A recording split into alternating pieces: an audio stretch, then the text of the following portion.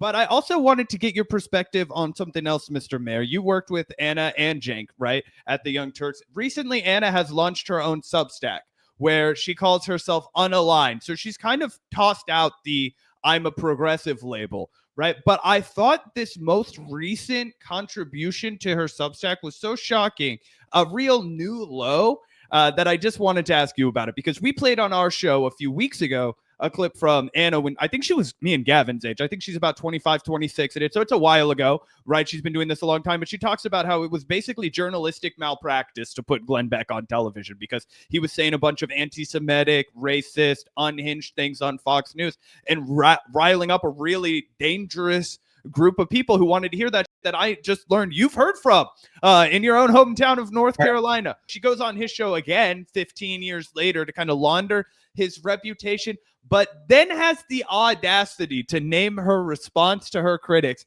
I chose freedom.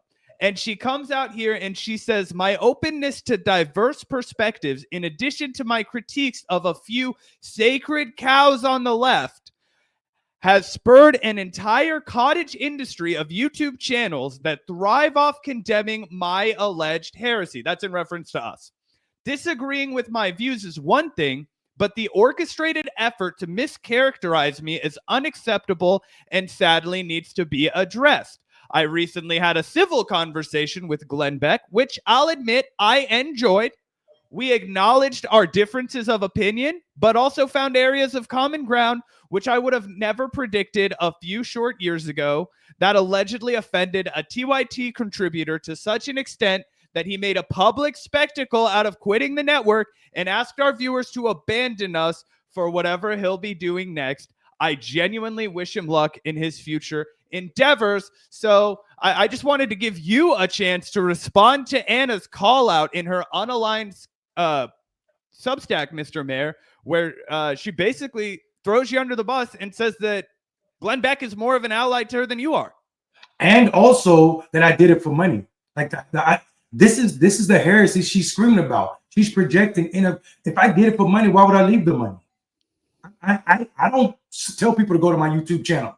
I probably have 30 subscribers. I put videos up so random nobody would follow me on YouTube.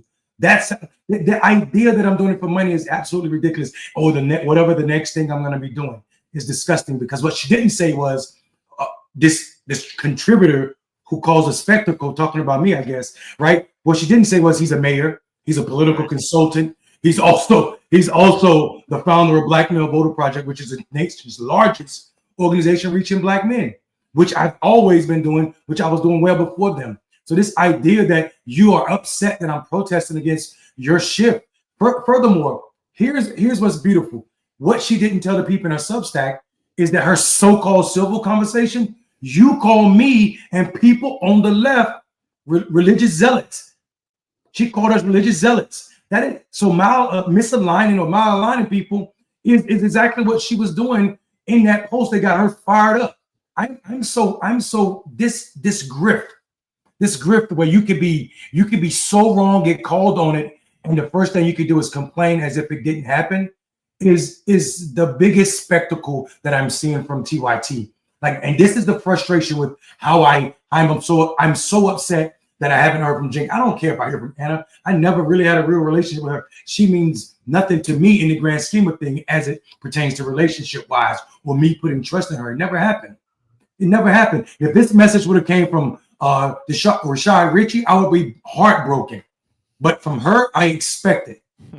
I expect it. She is telling me that she's telling not just me, she's signaling to the entire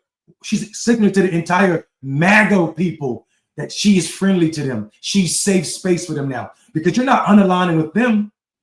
You're just telling us that you're putting a flag down to the left of where you are. You're no longer with us. Well, we've already seen that, and we're seeing it. Oh, it's such a great point too, that how she lied about you trying to use your exit from the Young Turks to build your own platform, or to somehow, like, in a careerist sense, like in a Dave Rubin sense or something. What's hilarious actually is if you guys go back and watch the moment where Mayor Robinson quit on Ben Dixon stream, he says, subscribe to Ben Dixon. Yeah. He doesn't say subscribe to me. You don't promote any of your own stuff at all. As you said, I don't even like you. If you have a YouTube channel, it's not like you even really post to it that much. This is not some big career pivot for you. You only endorsed your friend Ben Dixon, who, by the way, we also endorse. Everyone should definitely go subscribe to Benjamin Dixon. He does absolutely great work. And much like Mayor Robinson has been incredibly clear-eyed when it comes to the situation with Cenk and Ana. But yeah, that's just a complete fucking lie. You never endorsed your next project. You never tried to make a cent off of this. In fact, you've really only used this opportunity as an excuse to try to bolster the rest of progressive media, and in a very selfless way, honestly, in a way that's like the opposite of the sort of narcissistic bullshit that is constantly being projected by Cenk and Ana at the Young Turks, where it's, if you're against us, then you're, worthy of ostracization. You're a traitor. Yeah, you've betrayed some sort of friendship, even though we were your employers, which is crazy. And you said that Cenk tried to get you to run for president, but now wants people to ignore your words about the network and the organization, like as if someone who would be worthy to represent us in the Oval Office we can't listen to when it comes to him and his network. I mean, that's insanity. Absolutely. And I mean, like, the people, all you need to do is just go back and just look at our interactions. And it's never been a point where I didn't, I knew I wasn't going to be at TYT long anyway, because there were some other conservative, like, people that were, a couple people that were bothering me, that I feel like are way too soft on Israel and their policies, mainly Benjamin Netanyahu. So it was always going to be that rub for me. But I think for me, what the establishment that is TYT right now is unbelievable at how they are really trying to. They're not just gaslighting me. You're gaslighting all the people that follow TYT and everybody on that Substack who don't know me. Or maybe never had an interaction with the video of me saying I'm done with TYT. You are doing a disservice to those people because you didn't tell them what happened. Like you said, you just had to clarify something she said. You called us religious zealots. How am I? That's all I said. I said she called us religious zealots, and these people are acting MAGA-like and MAGA-light. Neither of those are beneficial to the left. And that's why I stand firm. My coalition with anybody will always end when you start throwing the progressive left under the bus. When your policies and your ideology no longer align with what's going to make us equal and get us closer to equity, all of us, then we ain't in coalition anymore, and that's okay. So like I said, that's okay. But you cannot run around saying that we are in coalition, because I'm going to tell the world about you as many opportunities as I get. And it's not about financial gain. It's about what we need to build right now before Trump get in office and start getting serious about where do we offer people a pushback on what MSNBC don't seem like they're going to do. We saw their main show in Joe and Mika say the same thing Cenk and Ana did. And I just think we need to be prepared on the political left for a real strong place to offer our peoples where to go. And they need to be able to consistently get progressive messaging. Ana and Cenk don't offer us that anymore. They don't. Yep, 100%. And I think they need to be comfortable and acknowledge that to the people, because they owe it to so many people who invested so much in their network. And it's also true. Francesca said it on the show with John the other day. Why are we having so many black people and trans and gay people leave TYT if it's not a problem? The comfortness of Ana and her whiteness and not being able to hear. I've had this happen to me at an organization before. One of my good friends who was the most progressive person at this organization. And I got there and they hadn't had a black person that had been at that organization more than a year. I'm telling them what the problems is as I see them as a black person. And he's pushing back. This is a white guy from California. And he's pushing back. The organization was Democracy for America. He's pushing back because for so long he had been the most progressive person in this space. But I'm telling him, you are building a white safe space. Black people can't stay here. They don't stay here.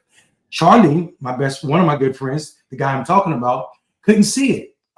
But when I articulated it in an entire message and we brought in consultants, they too pointed it out. And that helped us move the organization, DFA, along further. Jink and Anna aren't willing to do that.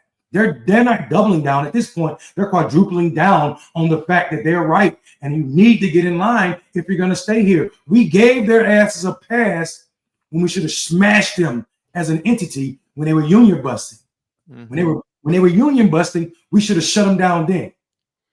But we gave them a pass. Do you have any insights from that time period, Mayor? Were you part of the Young Turks when all of that was going down?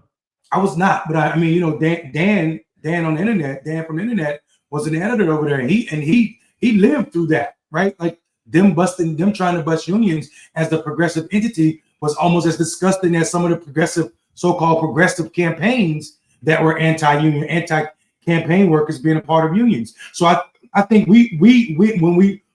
what I know for sure is, while I don't need you to agree with me on everything, or even most things, you need to align with me as it pertains to my ideology. And I have a leftist ideology, and I don't play about it. So all of these people making jokes or whatever about the internet, about, oh, you did it to go viral, those people don't know me even, because all you need to do is go look at my Rebel HQ videos. I was doing 200,000-300,000 views every video.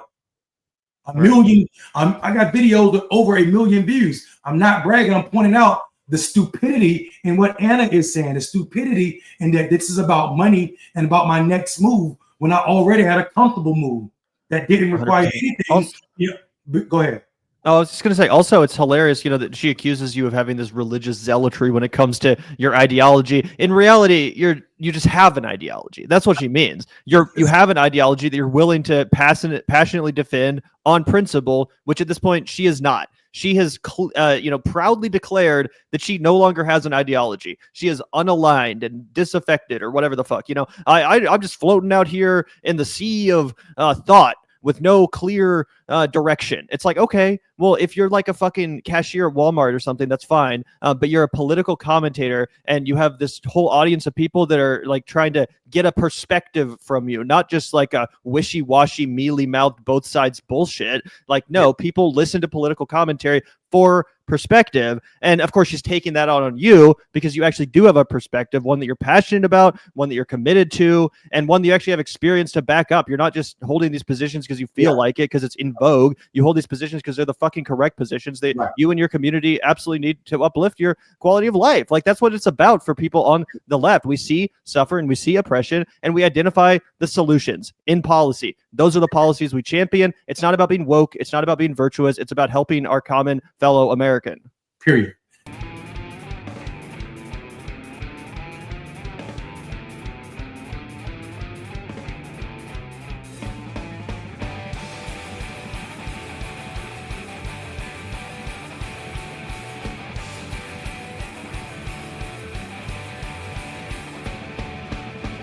Look out the door if you hear an ambulance. The Vanguard will be there.